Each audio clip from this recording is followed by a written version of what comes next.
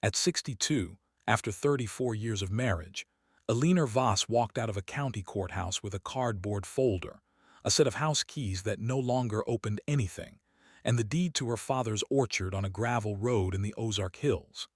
It was the only thing Gerald's lawyers hadn't bothered to fight for. Gerald kept the house, the retirement accounts, the lake property in Arkansas, and the 23 years of real estate investments she'd helped him organize from the kitchen table. Alina got the pickup truck, her clothes, and 12 acres of overgrown apple orchard that a county assessor had valued at $4,800. She hadn't been back to the property since her father's funeral, 9 years before.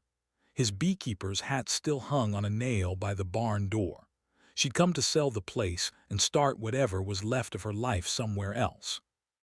But when she found the old root cellar door worked into the earth at the base of the oldest apple tree, and when she finally got it open, what she found inside was not rot and darkness. It was Harold Prute's whole secret life, and 30 years of a love he'd never had the words to say out loud. If this already has you, tap like and drop your city in the comments. I want to see where good stories travel.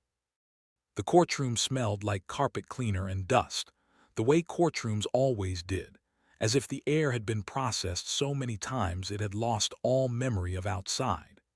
Alina sat on the left side of the aisle with a woman named Cheryl, who was her attorney by virtue of being the only one she could afford. Cheryl was organized and careful and did not inspire confidence in the way expensive attorneys inspired confidence, but she had looked at Gerald's settlement offer and said, plainly, that it was not what it should be. Alina had signed it anyway. That was the thing about 34 years. You learned to agree before you'd finished reading, because the reading always ended in the same place. Gerald sat across the aisle with his attorney, a man named Patterson who wore the kind of suit that communicated money without ever looking flashy about it. Gerald himself was 65, trim and tanned, silver-haired, dressed as if he'd stopped by the courthouse between golf and a dinner reservation. He hadn't looked at Alina when she walked in. He hadn't looked at her much in the last decade. She'd stopped tracking the reasons and started tracking the absences, the way you tracked a leak by where the ceiling buckled rather than by finding the source. Patterson read through the asset schedule without inflection. The house in Fayetteville, the retirement accounts, the lake property at Bull Shoals, the investment portfolios, the vehicles except for the Ford pickup, all of it to Gerald, structured and clean, the way Gerald structured things. And then at the bottom of the list, almost parenthetical, the Prute property, Route 7, Callaway County, Missouri. 12 acres, assessed value $4,800, assigned to Alina Voss in full. He said it like a concession. Gerald's lawyers had appraised the orchard and dismissed it in the same motion. It was overgrown, it hadn't produced commercially in years, the old farmhouse on the property was barely habitable, and the gravel road that led to it flooded twice a year. Nobody wanted 12 acres of forgotten apple trees on a hill in Missouri. Gerald certainly didn't. Alina signed 4 documents. She initialed 7 lines. She accepted the pen Patterson handed her without looking at his face. The drive to the parking lot took less than a minute. The drive to anywhere she was supposed to go after that would have taken longer because there was nowhere to go. The house in Fayetteville was Gerald's now, which was only a legal formality. It had been Gerald's in every practical sense for years. She'd been a resident of it, a caretaker, a woman who kept its surfaces clean and its calendar organized and its social obligations met, and who had almost forgotten, somewhere in the middle of all that managing, that she had ever wanted anything for herself. Alina sat in the truck in the parking lot for a while. She had a phone that needed a new charging cord, a debit card attached to an account with just over $300 in it, a suitcase in the truck bed, and a cardboard folder containing the deed to her father's property. She also had the address memorized, because you didn't forget the address of the place where you spent the best summers of your childhood, no matter how many years went by without returning. Harold Prute had left her the orchard in his will. She'd been down for the funeral 9 years ago, helped her brother Dale sort through the farmhouse, locked the door, and driven back to Fayetteville, where Gerald was waiting with a list of things that needed doing. Gerald had looked over the inheritance paperwork and said the land wasn't worth the taxes, and Alina, who had been agreeing with Gerald about money for 3 decades, had agreed. She'd paid the tax bills when they came. The amounts were small enough that she could manage without Gerald knowing, and she'd filed the deed in the back of her personal folder and not thought about it much after that. Now the deed was all she had. She pulled out of the parking lot and pointed the truck north toward Missouri. The drive took 4 hours. The interstate gave way to 2-lane highway, which gave way to County Road, which gave way to Route 7, a narrow strip of blacktop that climbed into the Ozark Hills through corridors of cedar and white oak. The trees were dense and old here, their roots gripping the limestone shelves beneath the thin soil. Alina cracked the window and let in the October air. It smelled like wood smoke and damp leaves and something underneath that she recognized before she named it. The particular mineral sharpness of Ozark stone after rain. She hadn't smelled it in 9 years, and she felt it before she processed it, a loosening in her chest like a knot worked slowly free. She turned onto Harold's gravel road just before dark. The farmhouse sat back from the road behind a low cedar post fence, a single-story structure with white painted board siding gone gray at the edges, a covered porch running the length of the front, and a tin roof that had rusted to a deep orange red. The barn was to the left, smaller than she remembered, its doors slightly open. Beyond the barn and the house, the orchard began. She could see the apple trees in the failing light. They'd gone wild. Without pruning or harvest for the better part of a decade, the trees had grown in every direction, their branches tangling overhead into a dense canopy, their roots heaving at the soil in great arching ridges. The grass between the rows was knee-high. Fallen apples rotted in piles where the deer hadn't finished them. It looked from the road like something the landscape had decided to take back. But the trees were alive. Alina parked and sat looking at them through the windshield, alive and bearing, even untended. She could see clusters of small apples still clinging to the branches of the nearest row, late season and probably sour, but real, solid, living fruit on living wood. You couldn't kill an apple orchard that had been established for 50 years. You could ignore it, neglect it, walk away from it for a decade, and it would simply grow on its own, past the pruned shapes you'd given it, into whatever form it chose. There was something in that she didn't have the words for yet. She got out of the truck. The farmhouse key was on the ring from the courthouse folder. The lock stuck on the first try, turned stiffly on the second. Inside, the air was close with disuse, the particular staleness of a house that had been closed for years. Alina found the breaker panel in the kitchen closet and tried the main switch. Half the lights came on. The refrigerator hummed to life.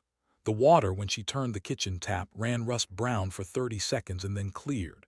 She carried her suitcase inside and set it on the bedroom floor. Then she went to the barn. The barn door swung out easily. Inside, a high smell of old hay and dried wood. Harold's truck, a 1987 Chevy, sat under a canvas tarp in the far bay. His workbench ran the full length of the right wall, tools hung and organized in the way of a man who found disorder physically uncomfortable.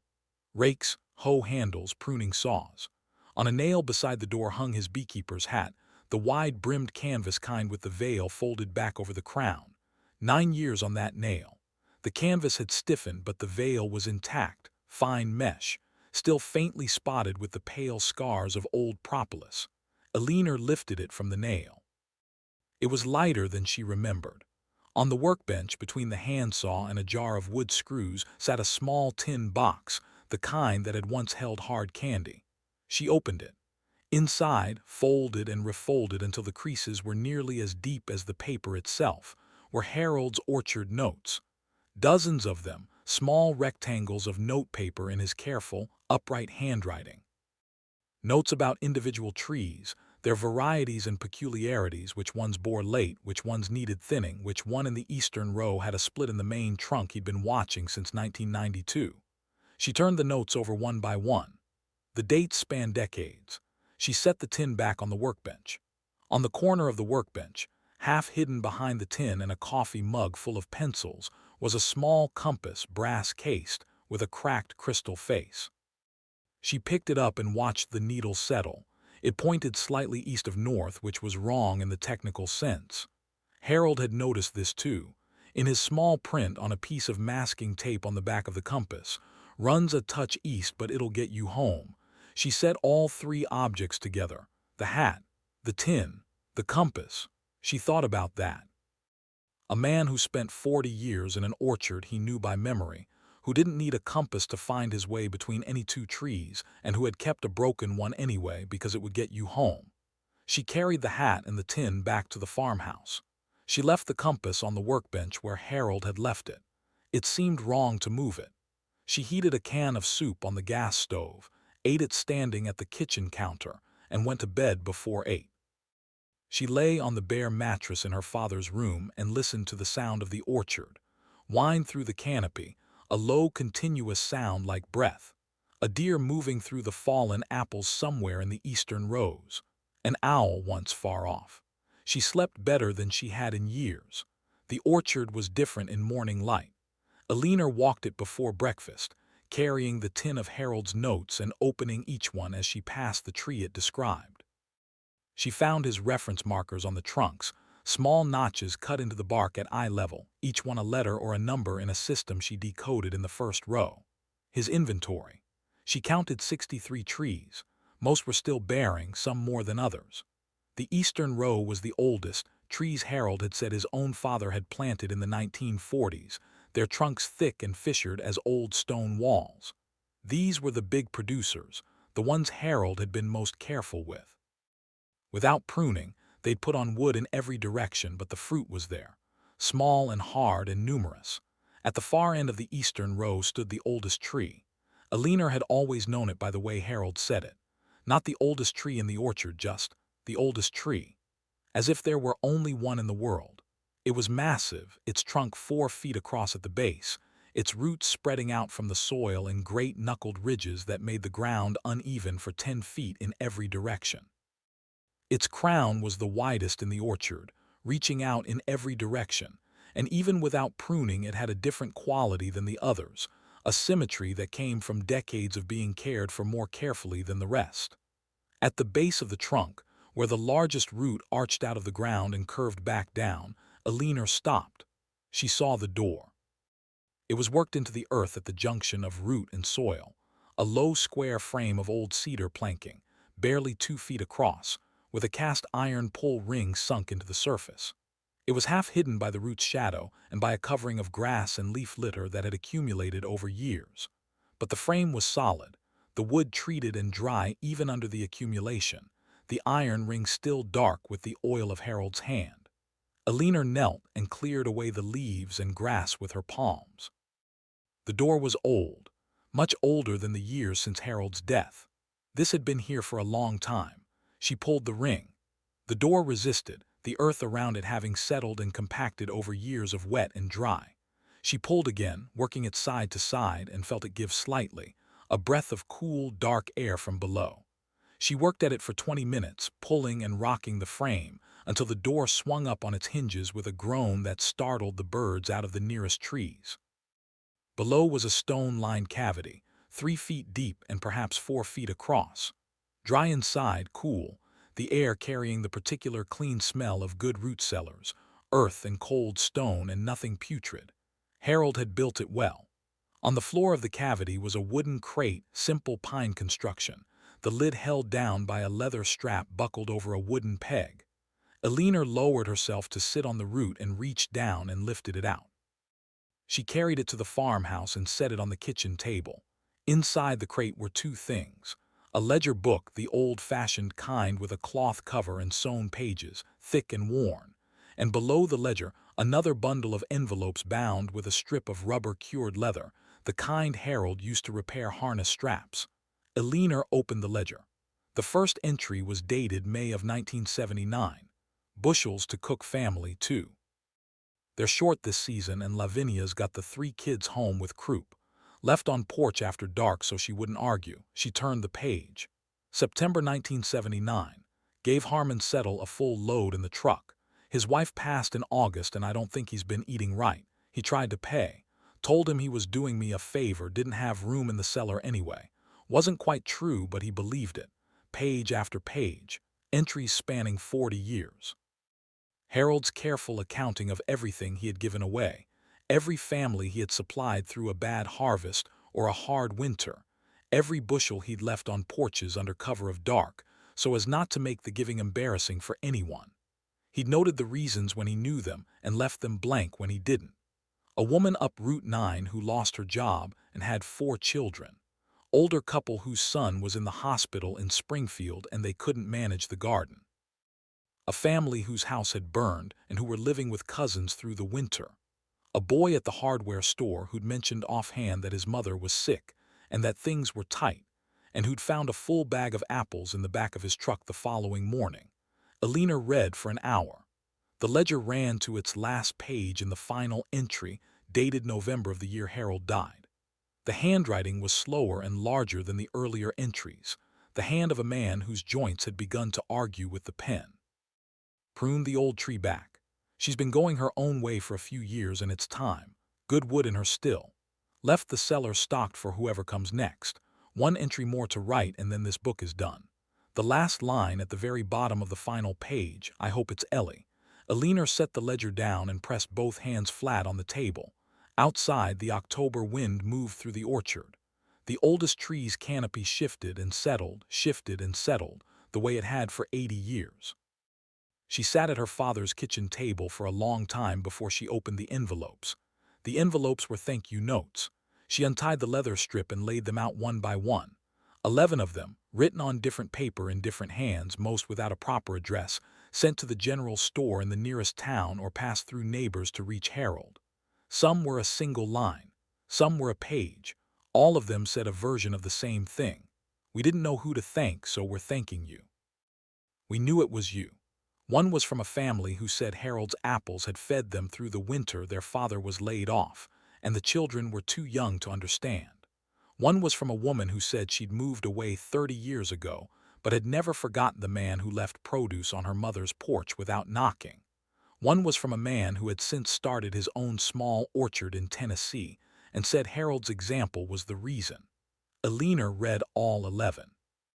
She was on the porch with her coffee when she heard a car on the gravel. An old Mercury sedan pulled up to the fence post and parked.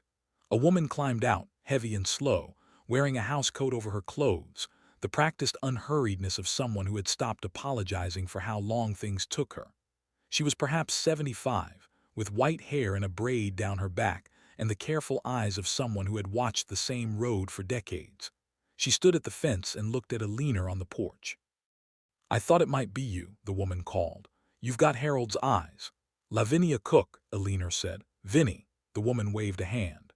Harold called me Vinny for 50 years and I'm not changing it now for strangers. She unlatched the gate herself and came up the porch steps with the practiced confidence of someone who had been doing it a long time. She was carrying a tin foil-covered plate. I saw lights last night. Figured somebody had finally come back to the place. She set the plate on the porch railing and looked at Alina with the direct, unhurried appraisal of a woman who had no patience for circling. Apple cake, she said. I still have trees from the Prout stock. Harold grafted them for me in '93. She looked out at the orchard. It's gone wild. I know, the old tree's still producing. I saw. Vinny settled into the other porch chair without being invited, the way people settled into chairs in places they'd been welcome in for half a century. She folded her hands in her lap and was quiet for a moment, looking at the orchard. What brings you back? She said.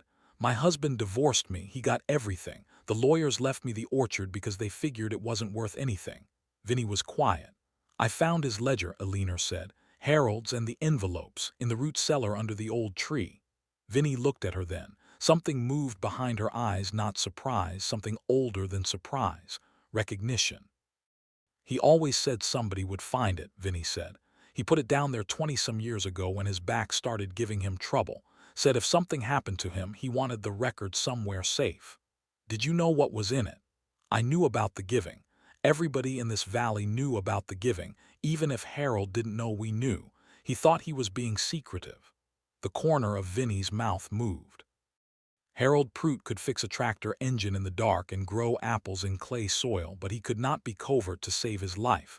People knew. They just knew to pretend they didn't, because accepting the help was easier if you could tell yourself nobody was watching. Alina picked up her coffee and held it with both hands. He never told me any of this. Harold didn't talk about himself. You must have known that. I knew it. I just didn't know the scope. Vinny was quiet for a moment. He sent his truck every fall without fail to 3 families in this county who couldn't manage the winter otherwise. The Nolan family, the Settles, and a young woman up the ridge whose name I never did learn. He checked on them and didn't say so. Fixed fences and firewood and didn't say so. When my youngest was sick, a bad winter, flu that wouldn't break, he came over every morning for 2 weeks and sat with the boy while I slept. She paused. When I tried to thank him, he told me he had nothing else to do in the mornings and he liked the company. He was the most dishonest man I ever knew about himself specifically. Alina almost smiled. It was precise and true, the exact shape of her father. He measured differently than other people, Alina said. He measured in things that lasted. Vinny looked at the orchard again. These trees will outlive everyone in this valley. He knew that. He planted them that way. They ate apple cake on the porch, and Vinny told stories about Harold that Alina had never heard, small ones, specific ones, the kind that didn't make the eulogy but were the actual substance of a life. The afternoon moved around them. The orchard was loud with birds. By 4 o'clock, 3 more neighbors had stopped. A man in a work truck who left a cord of split wood without being asked. An older couple with a bag of groceries. A teenage boy, maybe 16, who came to the fence, looked at the orchard, said something to his mother in the passenger seat, and then climbed out and walked up to the porch. "My great-grandmother's in the ledger," he said to Alina. "My dad showed me her entry when I was little. She used to say the Prout orchard was why she stayed in this county." He looked at the ground. "I just wanted to say something." Alina looked at the boy for a moment. Then she said, "What's your name?" "Marcus. Marcus Settle." "Harold mentioned your family in his notes." The boy looked up. "He liked your family," Alina said. "He wrote it down." The boy's face worked through something it didn't quite finish. He nodded once and went back to the truck. Vinny watched him go. "That's the valley telling you something," she said. "What?" "That you're supposed to be here." By evening, Alina had a stacked cord of firewood, a bag of groceries, a tin of apple cake, the names of 4 families her father had helped, and the beginning of an understanding of what the orchard had been for all those years. Not a commercial operation, not an investment, a supply line for people who needed one, run by a man who found talking about it more embarrassing than doing it. She went inside and heated soup again and sat at the kitchen table with the ledger. On the last page, below the final entry, Harold had written one more thing. She hadn't seen it the first time because it was on the inside back cover, in smaller letters, almost hidden. "The old tree has something left in her. Look again before you give up on anything." The problem with the root cellar door announced itself on the 3rd morning. Alina had gone back to the oldest tree, intending to look more carefully at the cavity. The first crate had come out easily enough, but she'd noticed when she lifted it that the floor of the cellar was not entirely smooth. There was a surface below the stone shelf, a secondary floor, and in the far corner, half hidden by the shadow of the cavity wall, what looked like the edge of a wooden shelf frame. She brought a lantern and lay down on the ground with her arm extended into the opening. The shelf was real, bolted to the back wall of the cavity, roughly built but solid. And on the shelf sat something she could feel but not quite see, a box of some kind, wood or tin, wedged back against the stone. But the root cellar door had shifted. Overnight the earth had settled or swollen, she couldn't tell which, and the door no longer swung cleanly on its hinges. When she tried to open it wide enough to lower herself in, it stuck at a 30-degree angle, the frame binding against the soil. She could reach in through the opening, but not enough. She could see the shelf in the lantern light, but she could not reach the box. She spent 2 hours trying to work the door loose. It wouldn't come. She drove to the hardware store in the nearest town and bought a pry bar and a heavy mallet. She came back and worked at the frame for another hour. She got it another 10 degrees, and then the cedar cracked along the grain and the top of the frame sank an inch into the soft earth and the gap closed. She sat back on her heels. If the frame fully collapsed, the root structure above it would shift and the cavity would compromise. Whatever was in that cellar would be buried under 12 feet of root system and old soil. She needed help. Vinnie came the next morning with a name. Clifton Shaw, she said, runs the lumber yard at the county road. He's also the best hand at this kind of groundwork in the county. I've known him 40 years. Will he come out for this? Vinnie gave her the look she was starting to understand, the one that meant the question was not the right question. His mother was on Harold's route. He knows what that means. Clifton Shaw arrived at 11 in a flatbed loaded with shore posts and plank stock. He was perhaps 60, raw-boned and deliberate, a man who looked at a problem from 3 angles before touching it. He knelt at the cellar opening and spent 10 minutes just looking, pressing the earth around the frame, testing the give of the root above the door. "The root's pulling," he said. "This wet fall the ground swelled around the frame. There's pressure from above. Can you open it without collapsing it?" He looked at the root system. "I can shore it. It'll take the afternoon and it'll cost the door, but whatever's inside will stay intact." "Do it," Alina said. Clifton worked methodically. He drove shore posts into the ground to relieve the pressure on the root above the door. He cut a new frame from the plank stock and fitted it against the existing one to stabilize it. He worked with 2-inch screws and a battery drill and a hand plane, fitting the new frame tight against the old one, transferring the load. The root settled and held. At 3 in the afternoon, the door swung open. Alina lay on her stomach and lowered the lantern into the opening. The cedar shelf was intact, bolted firmly to the back wall of the cavity. On it sat a waterproof deed box, the old-fashioned kind with a rubber seal around the lid and a pair of clasps on the front. It was aluminum, not heavy, not large. A foot square, perhaps 3 inches deep. Clifton lowered her by the ankles until she could reach it. The box came free with a slight resistance, the seal having done its work. She carried it to the kitchen table with both hands. Clifton accepted a cup of coffee and stayed on the porch. Vinnie came to the kitchen doorway. Alina opened the clasps. Inside the deed box, nested in a layer of cotton batting Harold had cut and fitted himself, were 3 things. A thick envelope of savings bonds, United States Series EE, issued in single denominations and stapled in sets with rubber bands. Alina counted the sets, 29 of them. One she understood without needing to check the dates, for each harvest season since the year she had married Gerald. Harold had bought one per year, quietly, consistently, for 29 years. Below the bonds, a notarized document, 2 pages, dense with legal language but signed and witnessed. Alina read it slowly.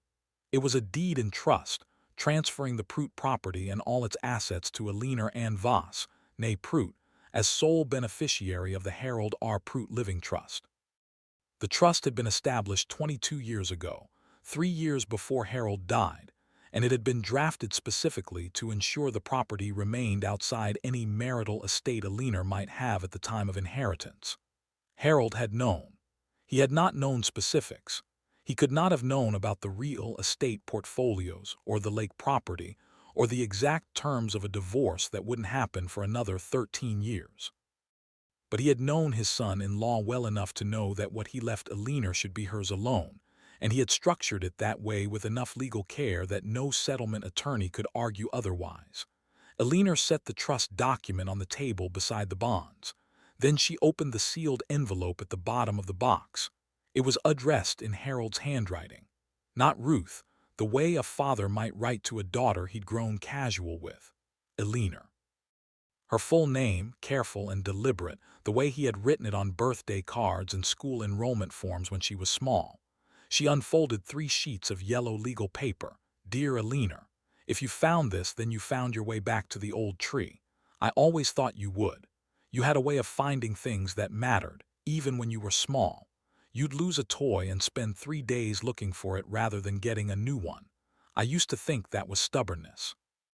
Now I think it was just knowing the difference between something and nothing. I'm going to say some things I should have said out loud and didn't. I'm better at writing them down than saying them. Your mother always said so. She said I could write a letter that would make a stone cry and then not be able to tell her I loved her without staring at the floor.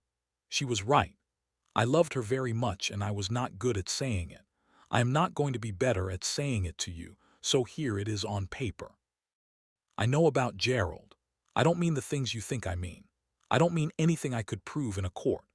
I mean the way a father knows things about the man his daughter married, from the way she talks about money, from the things she doesn't say when you ask if she's all right, from the way she agreed with him in that particular way you agreed with him, fast and quiet, the kind of agreement that isn't agreement at all but something done to avoid the alternative. You did not deserve that. I want you to know I saw it, even when you didn't let me say anything about it. I understand why you didn't. I understood why you stayed. Marriage is not simple, and Gerald is not a simple man, and I was not going to pretend otherwise from a distance. But I could do one thing. I could make sure that whatever I left you was yours alone, and that no lawyer working for a man like Gerald could reach it. The trust was drawn up 22 years ago by a woman in Springfield named Harriet Clark. She is a good attorney and she understood exactly what I was trying to do. The property, the bonds, all of it will transfer to you clean, outside any marital estate, regardless of what a settlement says. This is not money for leaving. It is money for being free to choose. There is a difference, and I hope you find it useful, about the bonds. I bought one each harvest starting the year after you married. A good harvest, I bought a $50 bond. A bad one, I bought a 25. Over the years, they've come to something. I don't know the exact current value because I never had them redeemed. I expect it's more than it cost me and less than I'd have liked. It's enough to matter. About the orchard. I know it looks rough. I know it's gone its own way for a while, but apple trees are not fragile. They're not the kind of thing that dies from being ignored. They need thinning and pruning and someone who will pay attention. But the roots are deep and the wood is good, and the variety in the eastern row is the same stock my father planted, and it will outlive us both if you let it. Don't sell it for the land. The land is worth less than the trees, and the trees are worth less than what the place is for. I have been giving away apples from this orchard for 40 years, not because I was a charitable man in any formal sense. I don't have any claim to being that. I did it because the valley needed it, because there were families here who needed feeding and I had trees that bore more than I could use, and the arithmetic was simple. I did not talk about it because it seemed to me that talking about giving was worse than not giving. Talking makes it about you. Giving done quietly is just giving. I want you to keep doing it. Not because you owe the valley anything, but because it will make you happy in a way that nothing else quite makes you happy. Useful. There is a particular feeling of being useful that I cannot describe well and that you will either recognize or you won't. I think you'll recognize it. You always had it as a girl. You helped with things before you were asked to. I always noticed that. I should have told you I noticed. I don't know when you'll read this. I don't know what shape things will be in when you do. I know the old tree is still standing because it will outlive me and everyone I know. I know you'll find this because you always found things. You are more than what the last 30 years made of you. I know that even if you don't yet, the orchard is yours. The valley is yours if you want it.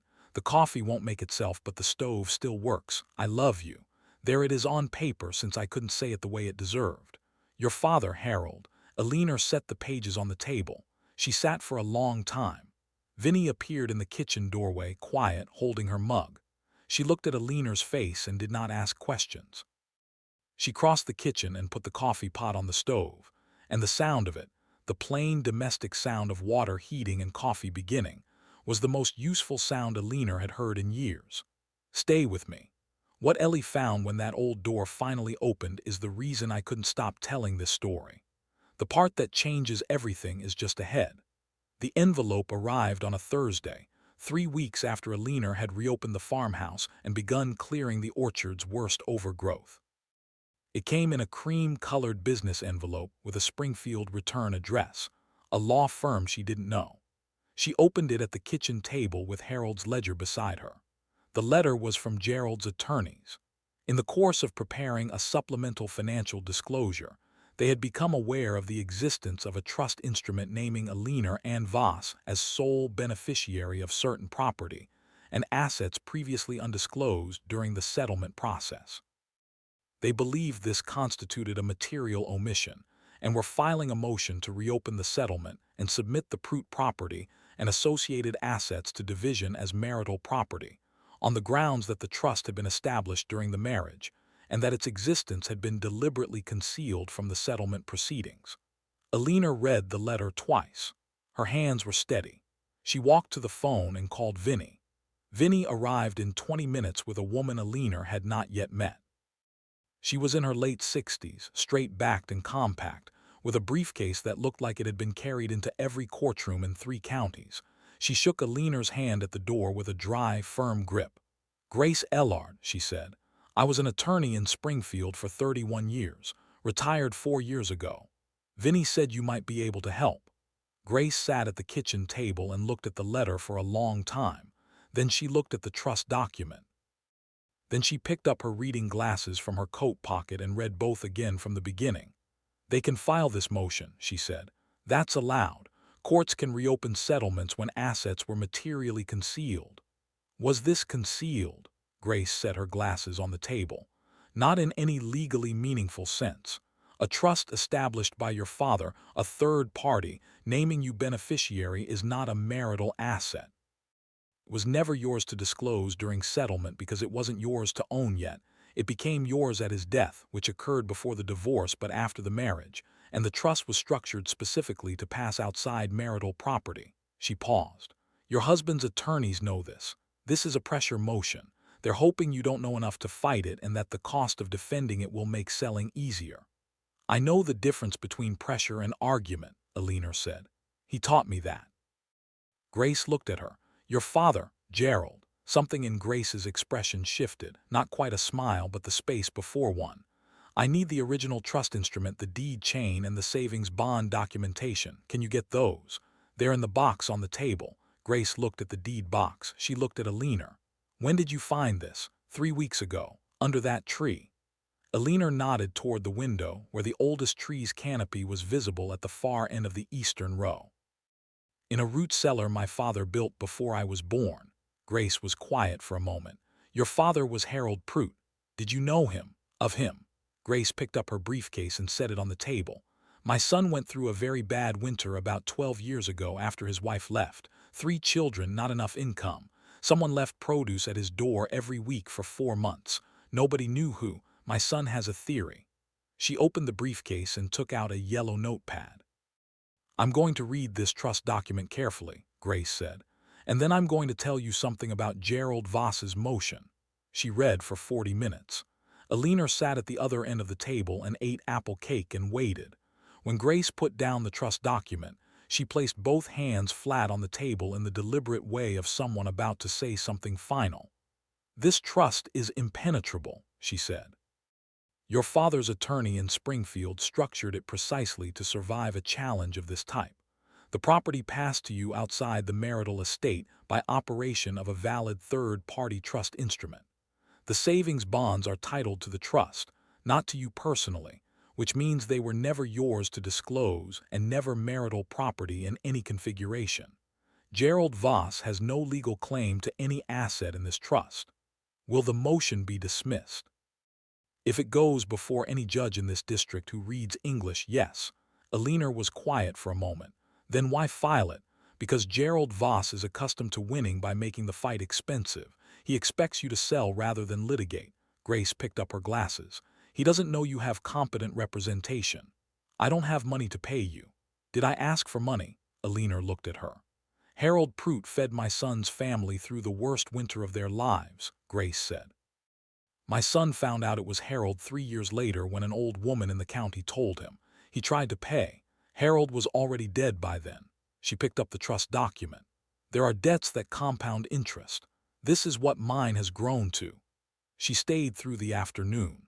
She made notes and asked Alina about every detail of the property's history, who had paid the taxes, whether Gerald had ever made improvements, whether he'd ever signed any document related to the land. Answers were all no. Gerald had signed nothing, paid nothing, touched nothing on the Prout property in 34 years of marriage. His lawyers had appraised it at $4,800 and dismissed it as a rounding error. That assessment, Grace noted with a dry precision, was going to be very useful. There was something else.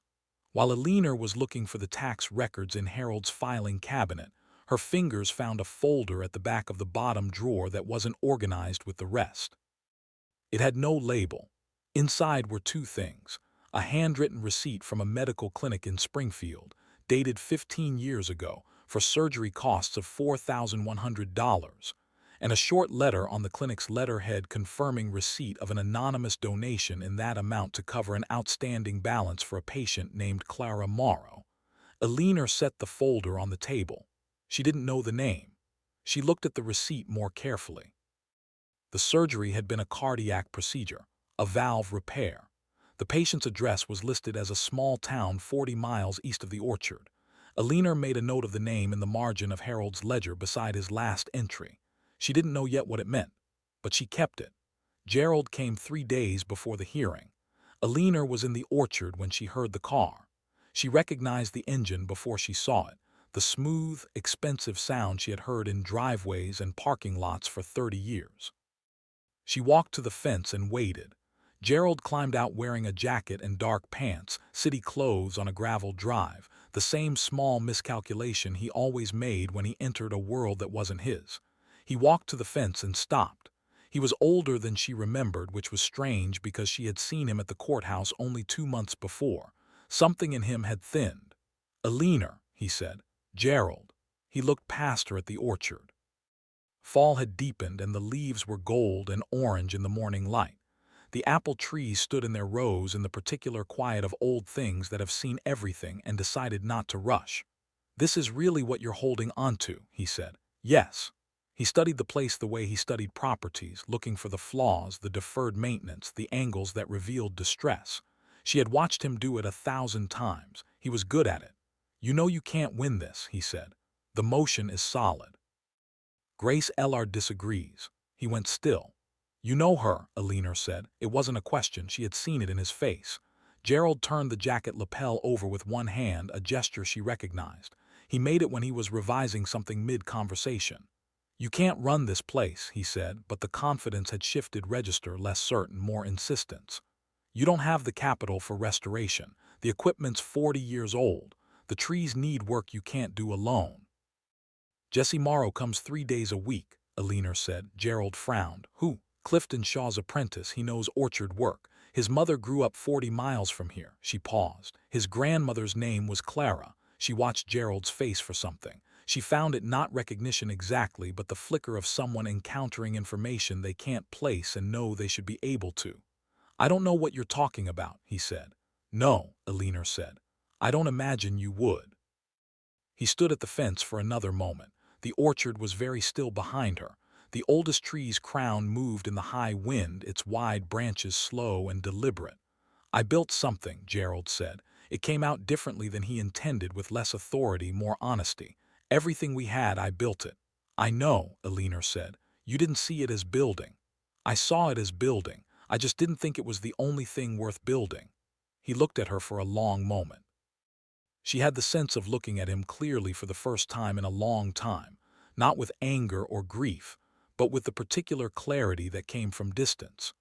Gerald Voss was a man who had been frightened his entire life. He'd grown up with nothing, and the terror of returning to nothing had driven him to build everything he could reach, and to hold it so tightly that there was no room in his hands for anything that didn't have a price. That was not her problem to solve. But she understood it now, and understanding it made the anger smaller and the sadness simpler. "Go home, Gerald," she said. "Your motion is going to be dismissed." He looked at the orchard one more time. Then he walked back to the car.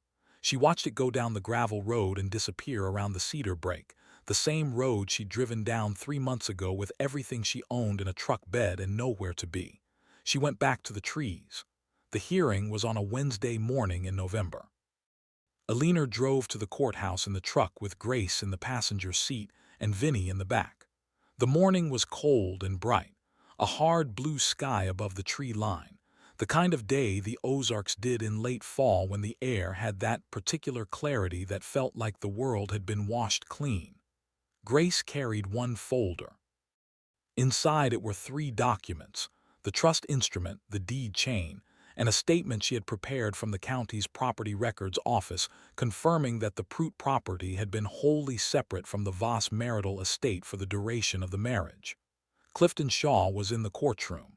Vinnie had told him the hearing date. He had not been asked to come. He had simply appeared, which was how these things worked in a valley with a long memory. 3 other people Alina didn't recognize were seated in the gallery. She learned later that they were neighbors of the Morrow family, 40 miles east, who had heard through some chain of county connections that Harold Prout's daughter was in a courthouse, and that this was the kind of hearing that the valley showed up for. Gerald's attorney, Patterson, sat at the plaintiff's table with a thick folder and the particular poise of a man who had won more motions than he'd lost.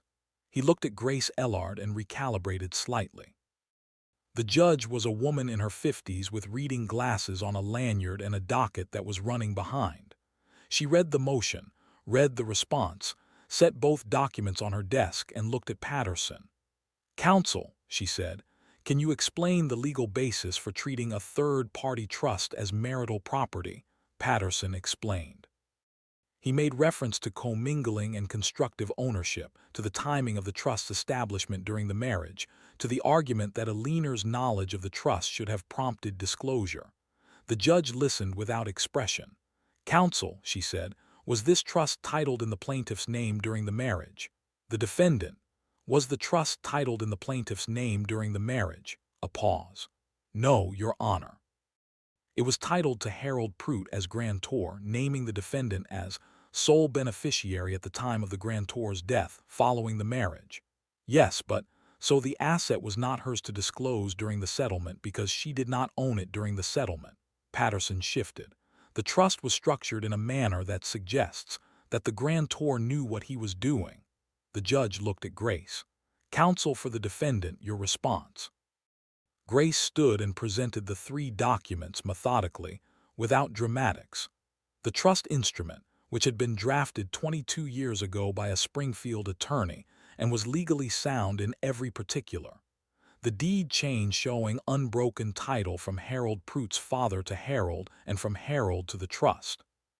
The property record statement confirming that Gerald Voss had paid no taxes, made no improvements, and signed no documents related to the property in 34 years of marriage. She sat down. The judge read the trust instrument. She was quiet for 2 minutes. "Motion denied," she said. "The Prout property was never a marital asset and cannot be incorporated into the settlement at this stage. The trust is valid on its face, and the transfer to the defendant was legally complete. This matter is closed." Patterson gathered his papers. Gerald sat at the table without moving for a long moment. Alina watched him from the gallery. He looked, for just a moment, like the man he had been at 25, before the portfolios and the lake property and the charcoal suits. Something behind his face was working through something he hadn't expected to work through today. Then he stood and put on his jacket and walked out without looking at her. Alina let out a breath she had been holding for 3 months. Clifton Shaw caught her eye from across the courtroom and gave her the 2-finger wave, the same one drivers gave each other on Route 7. She gave it back. That afternoon, a woman arrived at the orchard. She drove a small sedan with a cracked mirror and a child seat in the back, and she pulled into the gravel lot with the careful approach of someone who wasn't sure she had the right address. She climbed out and stood looking at the farmhouse, holding a folded piece of paper in both hands. She was perhaps 26, dark-haired, with the look of someone who had been carrying something heavy for a while without being able to set it down. A small girl, perhaps 3 years old, climbed down from the car seat behind her and stood pressing against her leg. Alina came to the porch. "I'm looking for Alina Voss," the woman said. "That's me. My name is Willa Morrow." She looked down at the paper in her hands. "I heard about the hearing today. Clifton Shaw's wife called my neighbor and it came through to me." She looked up. "My grandmother was Clara Morrow. She had heart surgery 15 years ago. The bill was paid by an anonymous donor. We never found out who." Alina looked at her. "I found a receipt in my father's papers last month," Willa said. "A copy of the donation. It listed the address as a Callaway County property, and I've been trying to find who it was." Her voice held steady with effort. "Was it Harold Prout?" "Yes," Alina said. "It was." Willa pressed her lips together. The small girl beside her had found a fallen apple in the drive and was studying it with complete attention. Willa watched her daughter for a moment. "My grandmother survived that surgery," Willa said. "She lived another 11 years. She raised me mostly. After things got hard," she looked back at Alina. "She spent the last years of her life trying to find out who paid for it. She said she needed to say thank you before she died. She didn't manage it." Alina came down the porch steps.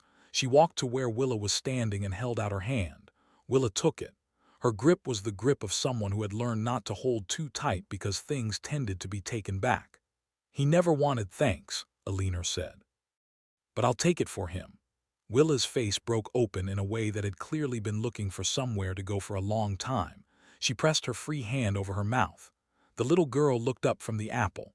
She had Harold's kind of attention, the total, unself-conscious interest in whatever was in front of her. She held up the apple.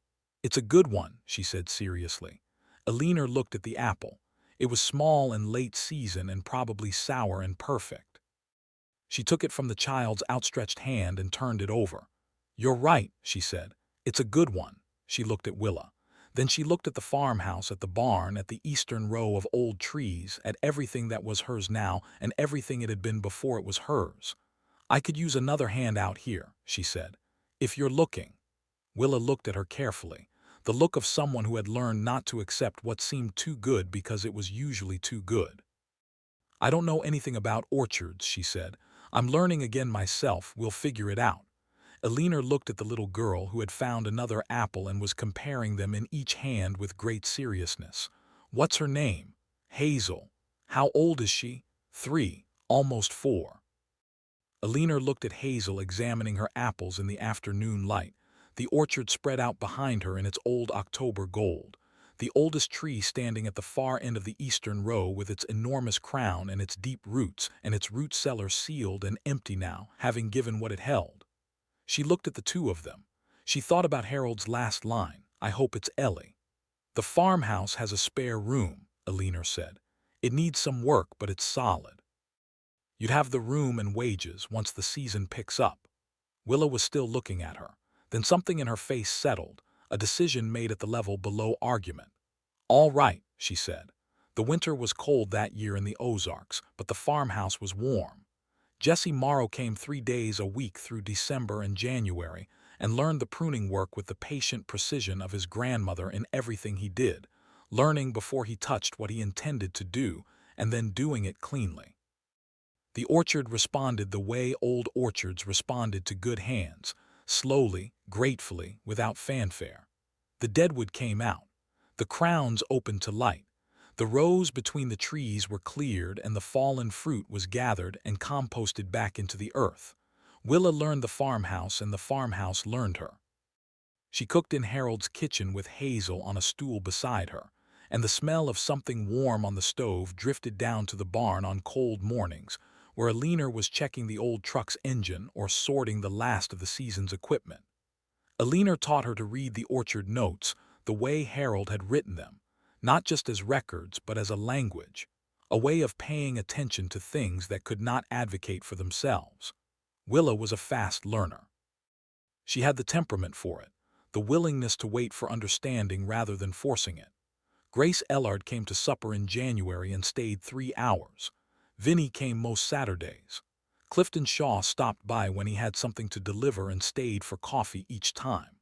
The checkerboard Alina had brought from the barn was on the kitchen table now, and by February there was a regular card game on Thursday evenings that nobody had organized but everyone attended.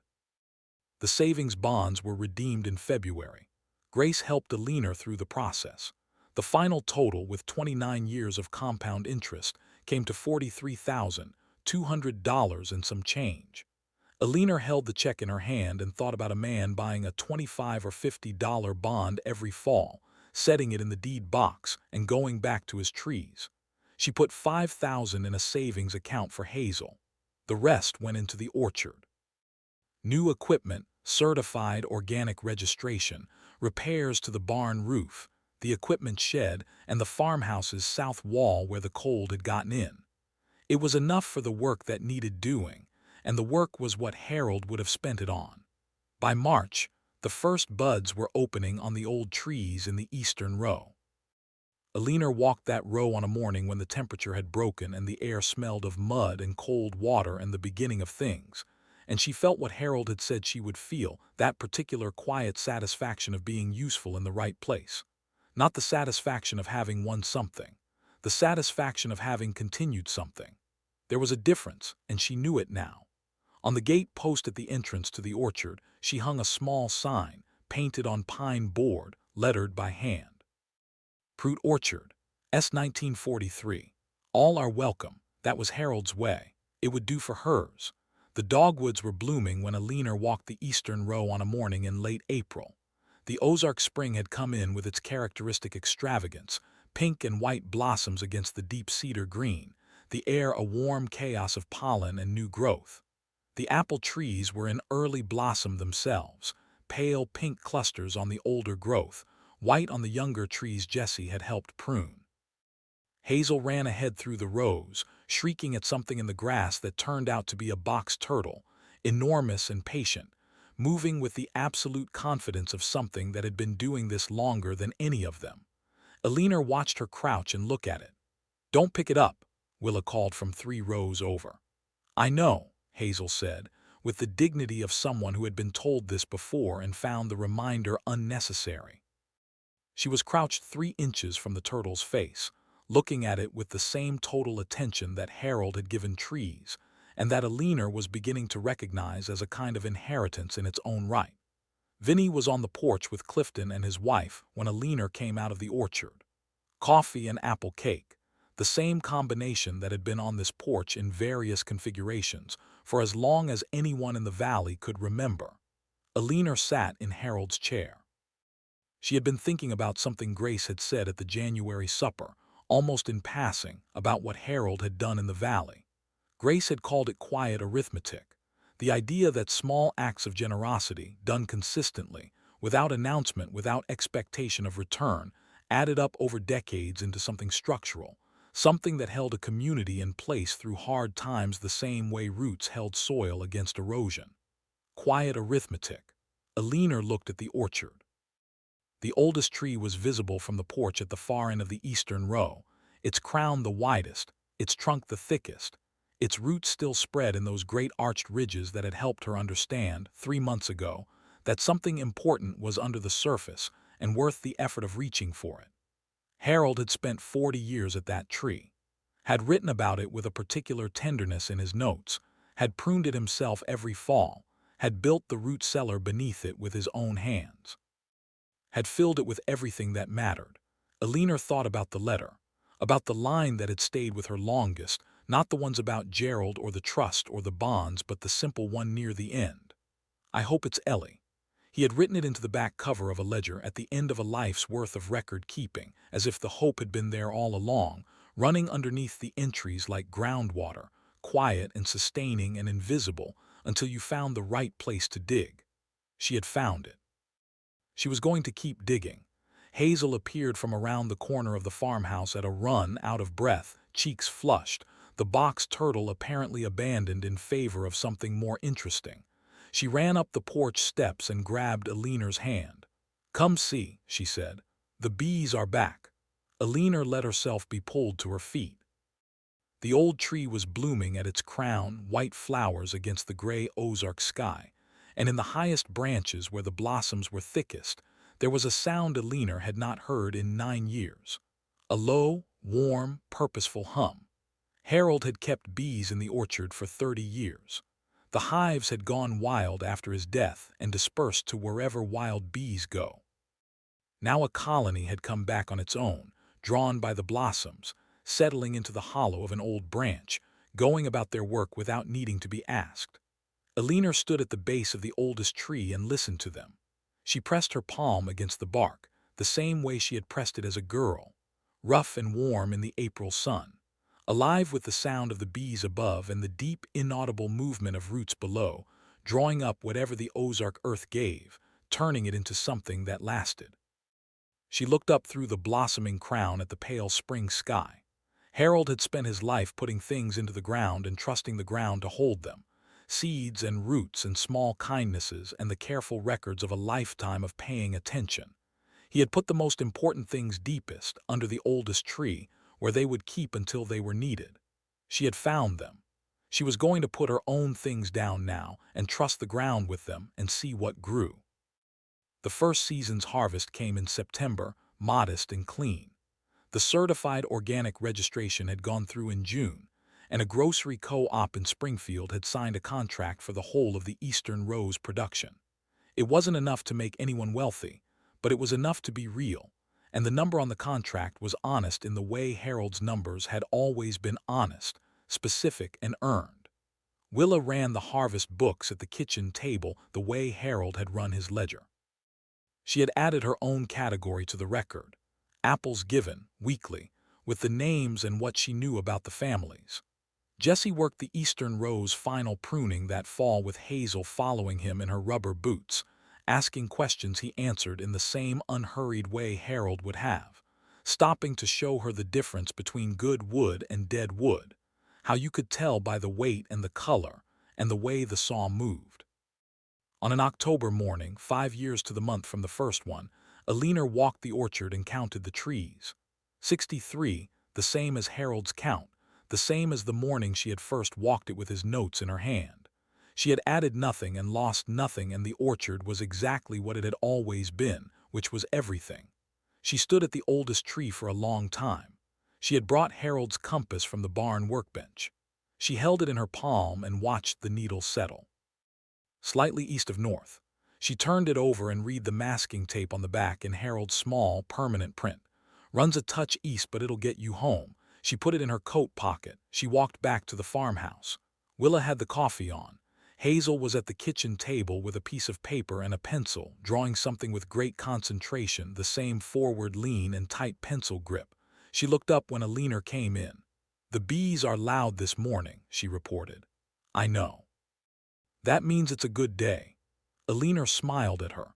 Harold's granddaughter of generosity, a child who had found her way to this orchard through a chain of small kindnesses that spanned 30 years and 3 counties, and a receipt in a file cabinet and a compass that pointed slightly wrong. "Yes," Alina said, "it does." She poured her coffee and sat at the table and looked out the window at the old tree standing at the far end of the eastern row in the October morning light, its crown wide and still, its roots deep in the Missouri earth. Harold had put things in the ground here for 40 years and called it nothing special, just what you did when you had 2 hands and something worth giving. Alina was learning to call it the same thing. She was 62 years old. She was just getting started. The season moved in its cycles after that, the way seasons did on old land, not by anyone's permission, but by the deep grammar of the earth. Spring blossoms gave way to summer growth to harvest, harvest to the bare-boned quiet of winter when the trees stood in their rows like patient witnesses to something ongoing. Willa's daughter Hazel turned 4 in the farmhouse kitchen with apple cake and a candle, and the card game moved to Sundays, because Thursday was now when Jesse taught the orchard notes to the boy from the Settle family who had come to ask about apprentice work. His name was Marcus. He was 16. He learned fast and without complaint, and had the unhurried attention of someone who understood that some things took time, and that taking time was not the same as wasting it. Lena wrote to her daughter in Tulsa, longer letters than she had written in years, not about what was happening, but about what it felt like to have landed somewhere at 62, that felt like what she had always meant when she said the word home without quite believing it was available to her. Her daughter wrote back. The letters got longer on both ends. Harold's reading glasses stayed on the kitchen counter beside the crossword puzzle. She had finished 27 across in October, the year she arrived. She had left 28 across for Hazel. Hazel had looked at it one morning, seriously, pencil in hand, her small face compressed with effort. "Orchard," Hazel said.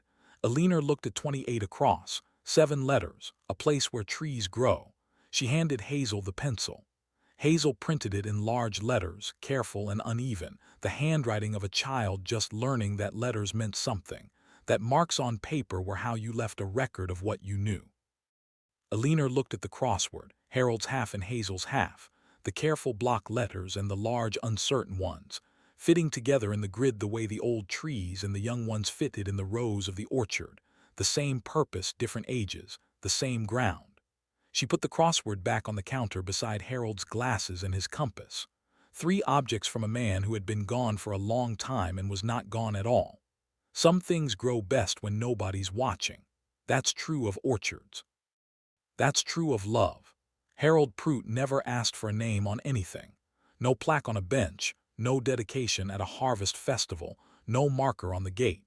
He kept his accounts in a ledger that he hid under a tree, the way you hid things you considered too private to display and too important to lose. Alina found it because she came back to the right place at the right time with the right willingness to dig. She had brought nothing with her when she arrived. No money worth counting, no plan, no certainty about what came next. What she had was the deed to 12 acres that nobody wanted, a father's handwriting in a ledger, and the particular stubbornness of a woman who had spent 34 years agreeing with people and was finally, at 62, done with it. That turned out to be enough. The orchard did the rest. The orchard had always done the rest. It had been doing the rest for 80 years, producing in every season, giving to whoever came with hands open, asking nothing except that someone show up with attention and care and the willingness to stay. Alina stayed. That is the entire story. That is the whole of it. The old tree is still standing at the far end of the eastern row. The root cellar is empty and the door is sealed with new cedar, and the roots grow over it the way roots grow over things that have been resolved. The coffee is on at 6 every morning. The bees are loud when the weather is good. Some things grow best when nobody's watching.